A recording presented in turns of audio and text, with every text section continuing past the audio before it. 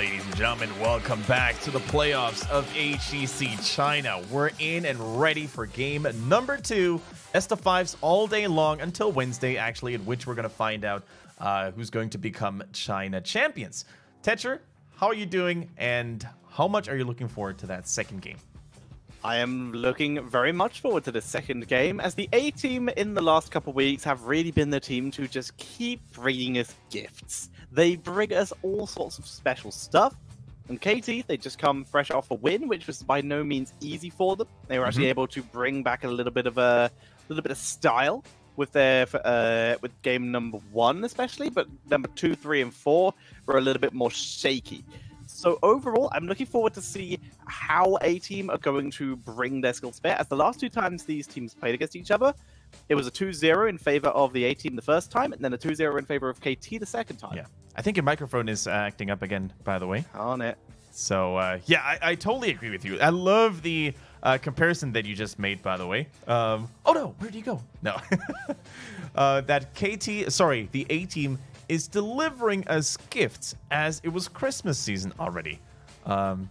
Test 1, 2, 3. Oh, beautiful. Wonderful.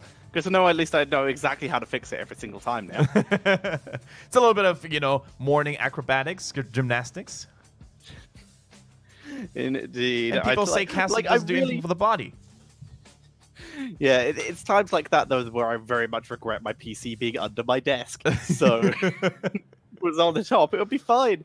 But yeah, you can see here both these teams 1 win against each other, so they are completely even. So let's see what they can do. Yeah, let's see what they can do indeed. And the A-Team, man, how many more secret weapons, surprise tools will they have available for us today? Because in a best of 5, that means you're gonna have more games available to surprise your opponents. And with Zul'jin, with Illidan, and all these other glories here, like the Alarak, for example, being shown already, it comes with almost no surprise if they were to pick those. And against KT, I'm not sure if they can even hope to get away with those picks, because KT have shown us some really good games today already.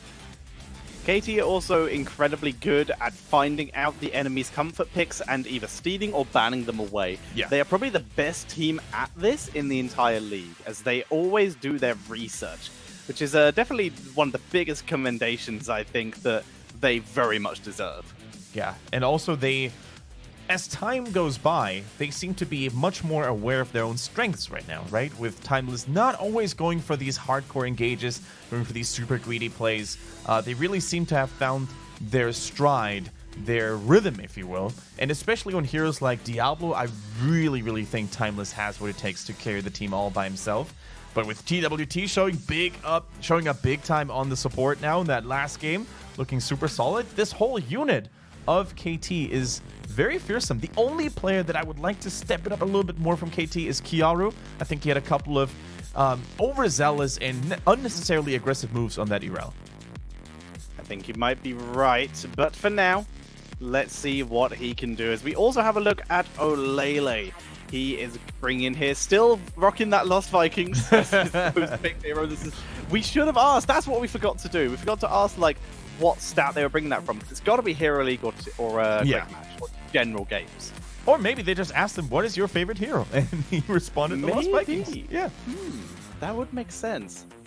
Huh, maybe. Either way, we're going to be jumping into an Infernal Shrines game, KT map choice. They've had a lot of those today, and it hasn't seemed to have affected them too much. I'm glad that a lot of people in the chat, by the way, are very, showing affection and appreciation to the music that we have here on the broadcast. I think the music this phase around in HGC China has stepped it up even more. So super excited to see. Although I will say one thing, Tetcher, if you remember 2017 and early 2018 when we had those dope hype trailers, I'm kind of missing those. Yeah, the little hype trailers, the little video packages, yeah. Anything like that is always welcome to me. I always love that kind of stuff. But for now, we still got some pretty cool intros and stuff like that, as we do see a Maiev getting banned out, along with the Decade Kane, so this should result in the Genji ban for KT, but that's going to give Tyrande or Diablo over to A-Team. See, that's the question. I was going to say KT and the Diablo being such a threat, especially with Yitzcook. I mean, he started his HGC China performance this year as a Diablo one-trick.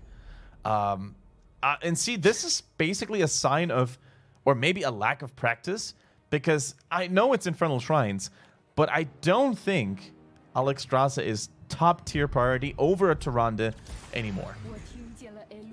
And we do see the Tyrande coming in here. Genji being let go in exchange for the Malthael this time. That's fair. Bruiser's Malthael is pretty scary, so I think that is okay. But yeah, Genji is still available now. There's Reyna, and nobody picks he's it. Being let through this time.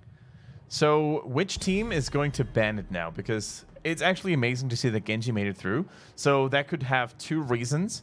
Both teams not feeling comfortable enough playing Genji, or they don't value it anymore.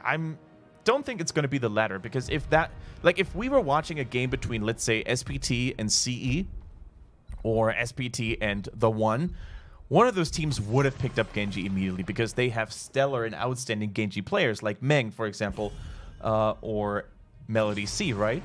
So, yeah, I think it's probably a player material issue. It might be indeed. And the thing is, with that Reyna on the board, we now kind of know that we're not going to see any of those cheeky plays like the Zul Jin style, as that has now been stolen away. And now with the Illidan gone, looks like the A-team are being forced into a more standard game to start off with. Okay, already though, coming out with the Kel'Thas, Genji continues to be ignored. For how long can they ignore him? Because Kel'Thas would be such a nice target for him to pressure with his mobility, with his stickiness. But does it make sense for them to pick it? They need a little bit of follow-up there as well. Only a Genji by himself will probably not be enough to kill someone. They need a high mobility target, some CC maybe, to pave the way. Yeah. And they prioritize the Alarak. Bruiser's Alarak higher than the Genji. Will that be Bruiser's Alarak? Will that not be someone else due to the fact that they also have the Leoric? I think, honestly, Leoric is a little bit easier to master and learn and play than Alarak, so that's fair. I'm not sure if they have two Alarak I think LK is their flex player, so I could see him Whoa! doing it. And there's a Stitches, a classic here with the Kael'thas and the Tyrande, aka the Hero League special since Tyrande has come back into the meta. Stitches has leapt up in popularity for that good old-fashioned combo. And you know what, Tetcher? This fits the Timeless style so much. He spent so much time in Europe back in the days, you know, grinding in the Grandmaster echelons of Hero League. And back in the days when he was actually present here, the Tyrande Stitches pop-up meta was actually there. So maybe now with Tyrande becoming stronger again, we might see some, you know, revival, some renaissance of the older meta.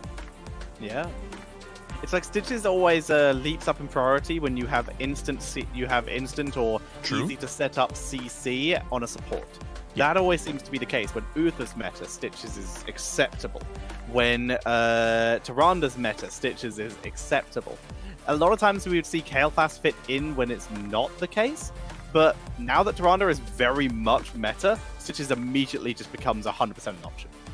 And that could even hold truth for other heroes as well. I've been thinking about this and trying it out myself. You know, the variant Tyrande, for example. You lock someone down with a taunt, follow it up with an immediate Hunter's Mark and Luna Flare. Like, all these lockdown heavy heroes could really come into play again. And I'm loving the fact that Stitches finally gets some playtime himself as well. Can they execute it well? It still requires a little bit of finesse and timing and precision. So it's not easy to execute, but if it works, it rocks. That it does. Ladies and gentlemen, we are heading into our first game of the second series of the day. And spawning on the left, fighting from seed number 6, it is going to be the A-team with LK, Olele, Bruiser, Stugos, and Yitzcook. And trying to steal away that 6th place from them is KT, TWT, Kiaru, Lotus, Timeless, and Bad. And this game is such an important one, Tetcher, because it basically determines who's going to advance in the playoffs. That already is a big success, but it also determines who is going to have to play in the Crucible, potentially getting knocked out of the Pro Division by an upcoming amateur team.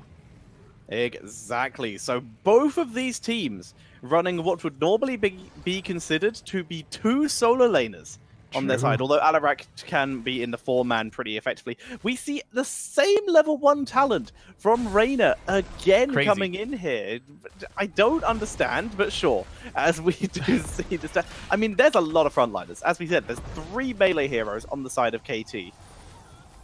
But even then, it doesn't work out because it doesn't scale with a percentage of your opponent's max health. It scales with just flat-out damage, right? So it's not like you're hitting more people. You're hitting more heroes. Yeah, okay. Against a heavy melee team, you're definitely hitting more people. I get what you're saying now.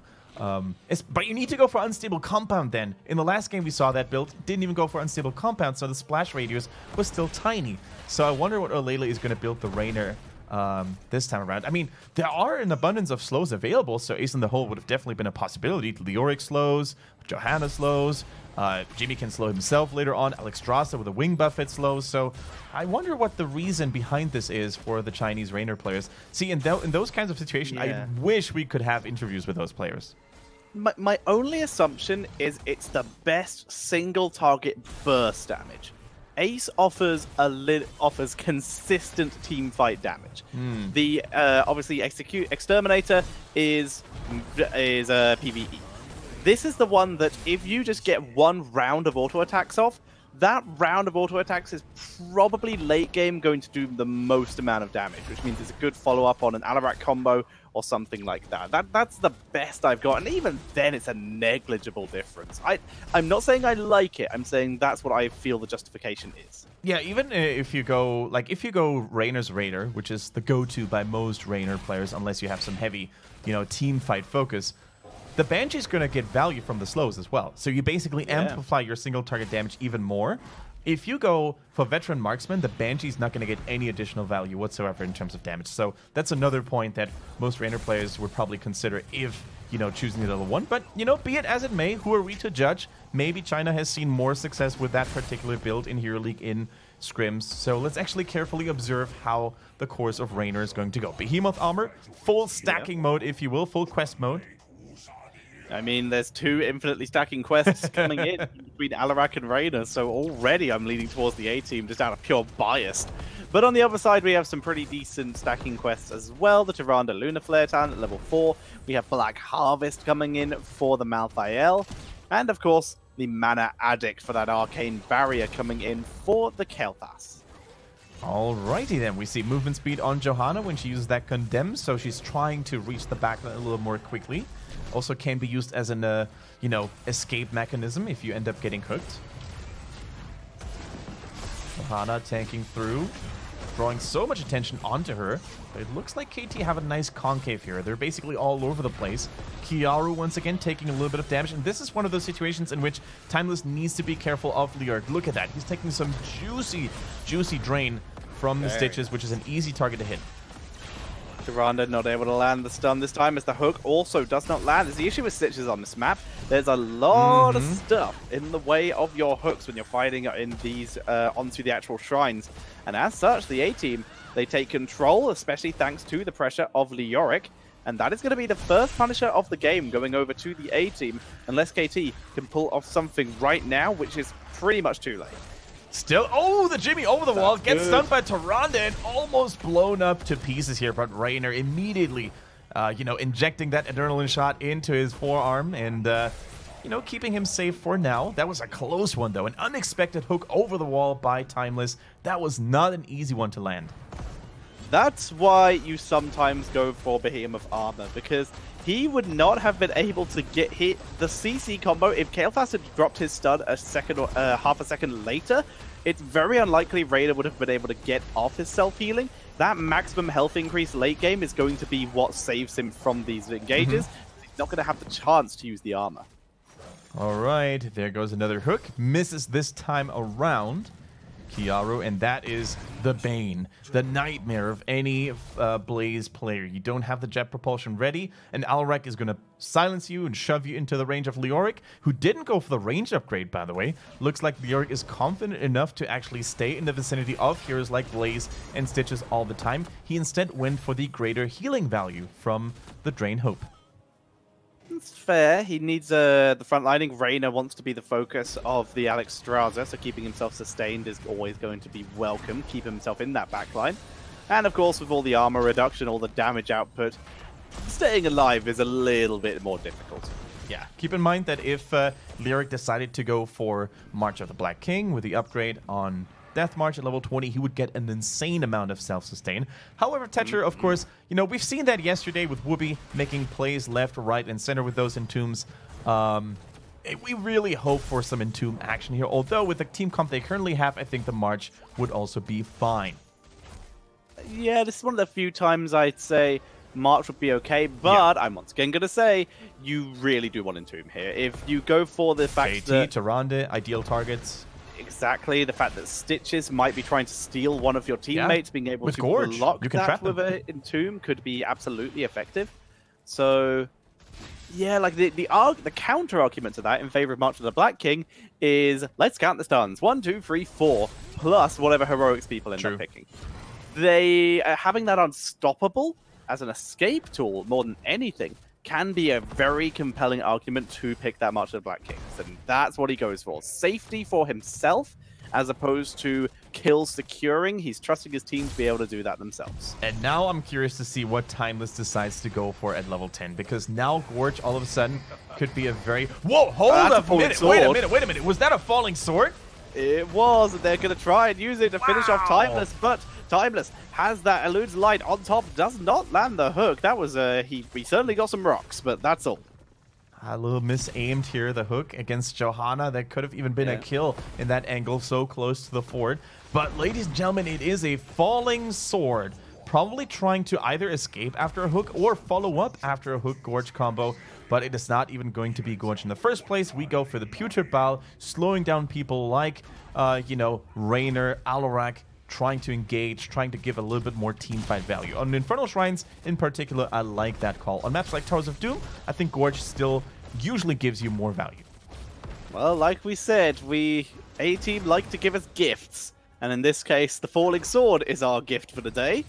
Let's see how well it's going to be able to work. It certainly allows Johanna to enter the backline. The question is, will she actually hit anyone while she is there? Still got Fully Sword already back. Hyperion still 37 seconds away. Is the hook not landing this time by Timeless? Looks like TWT does not really trust Timeless's accuracy too much, because the way it's normally supposed to go is like you hook someone and immediately the Luna Flare comes through, right? Regardless of Stitches landing the hook or not.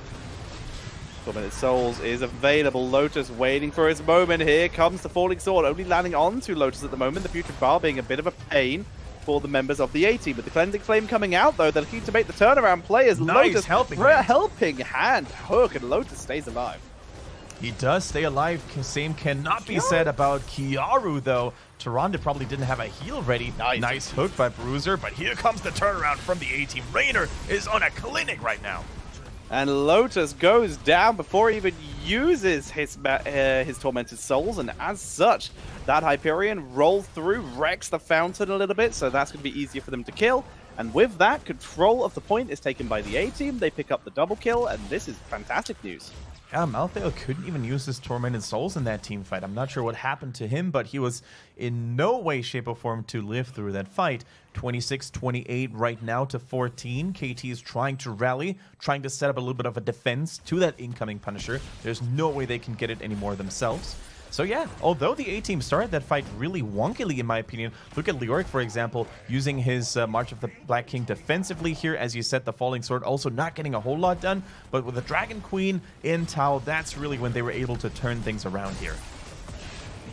As we see the push in with the Punisher in your bottom right-hand corner, they're looking to easily take down this 4, especially as the Hyperion did weaken everything earlier. And you can see the lovely telekinesis by Bruiser at the end there, setting up for Johanna's Hyperion. The knockback actually did save bad at TWT, because they might have actually fallen as well if that had not happened. But either way, they were able to pick up the kills. They very nearly pick up bad here as well with the huge lightning damage. They get him anyway. Falling Sword not even needed to secure that kill, as Raynor damage output is just kind of crazy. I was going to say Raynor in this game, despite a slightly odd build that deviates a little bit away from the current meta, is just putting in double work this time, Tetcher. He is, as you said earlier, putting on a clinic as they move forward.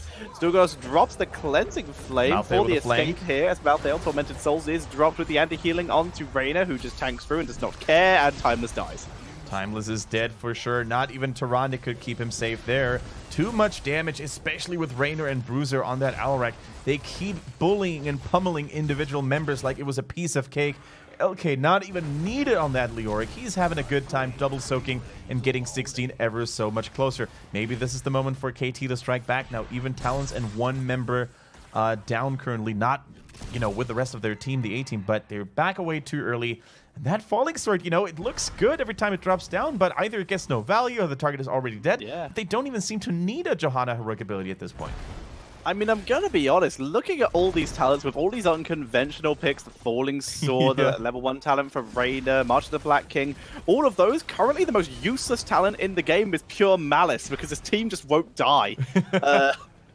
So, like, that Alarak, he's never going to get any stacks from me. He has to get him otherwise. Falling Sword onto 3 members, but this time, a couple of them are CC'd. The bunker does come down, and Layla gets pulled in, drops low. And the slow follow-up from Tyrande this time is enough still. They don't land the CC, but the kill happens anyway. Okay, Stitches getting pacified here by Stugos on the Alexstrasza, trying to slow down his movement speed. Actually, Bruiser doing him a little bit of a favor. He was swapping him into the backline of the enemy team. A nice hook onto the support. Can they blow him up? The flames are ticking. The damage is coming through. Even spreading the bomb is a parting gift as well. Johanna dies, a double kill. Wonderful turnaround here by KT, getting a lot of momentum and experience back on their accounts. Good news! Pure Malice value, as Alarak was a survivor here, so he was able to get some stacks for his team. Just feed already! Hey guys, could you die a bit? I could use some stacks. Feed the High Lord. Is that a strat? Where you pick Alarak Murky and just stack off it? If you want to do that, just go for Vikings. Yeah, but the Vikings have normal spawn timers. Murky's egg spawn. All right, cool. I can see where you're going with this, yeah. Okay, well, experiments shall be had later. It has a cap anyways, but I guess you could just make sure you're always at full stacks. Either way, we currently do see the A-team. They're back alive. They still have a full level lead, but KT have taken a little bit more control back. They have catapults now in top lane, so that will be their focus. But with that Shaman camp they're picking up and the next objective being in mid lane, they're going to be near enough that they can react to this. And keep in mind that KT actually has pretty scary late game with Kalthus, you know, now having access to Ignite. That's certainly going to help spreading out the bombs a little bit more. Johanna, you know, pulling sometimes people together she doesn't want to pull together. So, yeah, I think KT still has some weapons left, some tools left to really make this happen. Look at that flame strike value. The bombs are spreading. Alexstrasza, everybody's grouping up. They made the great use of that slow from Stitches that he now has as they move forward. The anti-healing onto Leoric, meaning he doesn't get much value from that March of the Black King as they turn around, trying to kill off Lotus, who's teleporting away, keeping himself alive as the Hyperion kills off Timeless. And down goes Stitches. The bombs are still ticking and spreading, though. Need to be careful not to take too much damage here. Malthael in a very particular situation here, not making it out alive here, even with all the minions providing extra self-sustain. And KT, I think the main problem for them right now is that they choose fights with Dragon Queen online, that they do not disengage. They think they have what it takes to power through, but time and time again, they're proven to otherwise. And the A-team with yet another Punisher begin to move into the mid lane, already weakened. It is indeed that arcane Punisher. With Leoric clearing out the Shaman camp in the top lane, mid lane, Bruiser camp, Siege Mercenary camp already taken out. They begin moving forward. Leoric will be rejoining them soon.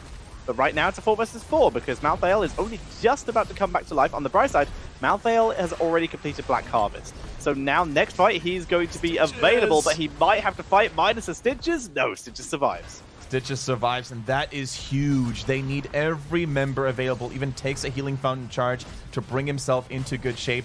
The Arcane Punisher was actually distracted. The turns not all landing on the keeps straight up. They might even be able to save it, but the health bars are just ever so low. Raynor still in pretty good condition, hammers down that keep. Now it might be Malthael struggling soon. Dodges the slow though, that's huge. The minion sacrificing, the Orc still dying. Good flame strike. Its Ignite is online now for Kalthus. The Hyperion, though, they kill off Malthael, but once again, before Tormented Souls could go off, LK is continuously slowing Timeless, who's eating so much damage from Olele. With only one keep left alive, I'm not really sure why Timeless isn't that side, preparing to maybe hook someone into it. But right now, with Leoric 27 seconds away from reviving, the A-team, the rest of them might just want to back up here as you see some damage drop. Timeless drops low and wrecked. I mean, we argued about the value of Murky Alarak, right? They have a Leorki. That's almost as good. And if there's one hero, one player you definitely want to enable and put in a good show, it is Bruiser. He is slicing and dicing his way through. The entire team of KT picks up kills left and right. And with catapults already trickling in from the top lane, that is going to be game one in favor for the A-team, completely dominating KT from start to finish. The quadruple catapult lane, that is going to... The quintuple catapult lane, in fact, at the end there. So they were able to just destroy that core as the A-team, with the surprise falling sword Alarak pick, they take game number one. And KT, they do not play well from losing the first game of the series. That they do not, and what a slapping they just took. After dominating their first series against Team Nut, KT now has to fight a different beast. The A-team, they once, when they entered HGC China Pro Division for the first time, they entered at the exact same time as Team Nut, But you can see the difference in how much the teams have grown, how much they've reinforced themselves, whereas Team Nut is still not there yet to make a difference. The A-team, they have worked on so many things. Most importantly, Bruiser. What a legend. What a beast right now. Olele looking so dominant on that Rainer. In Eats Cook, no matter which tank you put him on these days, he's just always going to deliver. Even going for a falling sword, he made it look like it was the best heroic ability in the game. No, I would argue the falling sword didn't get too much value. It certainly looked cool. But against KT, though, I think he had a couple of really funky moves. Yeah, I mean, he had some great dives into the backline. He had some that just didn't do that much, so it was worth a try. It was worth a try. And you know what? When an experiment succeeds, that is always the most pleasing result. Really good to see that. But also, the confidence as well from start to finish from the A-team, picking that Alex Strasser first pick. I was a little bit, Tehran, do you really want to give her up? But looks like the Dragon still has what it takes to dominate. Indeed, it does. So some people just quickly might be wondering why we are wearing the shirts we are wearing. So there appears to be some confusion. Me and Kendrick just agreed that for the HGC China playoffs, we will only wear shirts and jackets that are to do with HGC. And as such, the first one that I have for the day was the first one I chose, which was a Roll20 shirt, which I got back when they were an American team and have had ever since. And I got my Tempest shirt on that was given to me by their manager Sorgenkind. Really appreciate it. So you're a sellout. You were given it. I bought this with my own money. If only Korean jerseys were easier to buy for us poor pleb Europeans. We need that. That's what we need to do after today. We need to message the Chinese broadcasters and say, please, can you tell us where we can get? Take our money. Yes, we will buy Which them. one would you get, actually? If all the Chinese jerseys were available, which one would you immediately cop? Have a guess. RPG? Yes, of course. They look pretty dope, yo. They look pretty good with that new logo. Followed by CEs, I think, is really cool as well. I would probably... see, the problem with the one is they are just wearing T-shirts with no real branding on it. They just have that big logo on it. It's still cool. It's still pretty cool. And if I could get one that's actually signed by Hugo, I would probably be the happiest cat. Signed ones. Like a signed one. Oof. I would do a lot of things to get one of those. Indeed it is. But yeah, cool. Nicely done by the A-team, taking game number one. KT, they want to try and bring it back, but once again, they might need some of those tools that they want. They might need that Diablo back, but I doubt the A-team will let them. After a short delay, we're finally seeing the end-game stats, and it is a very clear story. Oh, man. 13-4. That was quite the beating that KT had to take. 0 structures taken by them. Out DPS from start to finish. Rainer reigns supreme, quite literally. Super cool to see that. The A-team, not really surprising us by any means. They just picked heroes they knew they were good on. We mentioned the Alrek before. We mentioned the Zul'jin. those are all rather exotic heroes in the current meta. But if you have a beast like Bruiser in your team, who's going to make those heroes work with sheer willpower and mechanical finesse, I mean, you're in a good spot right now. And they still have other weapons to unleash, right? Like that Illidan, for example.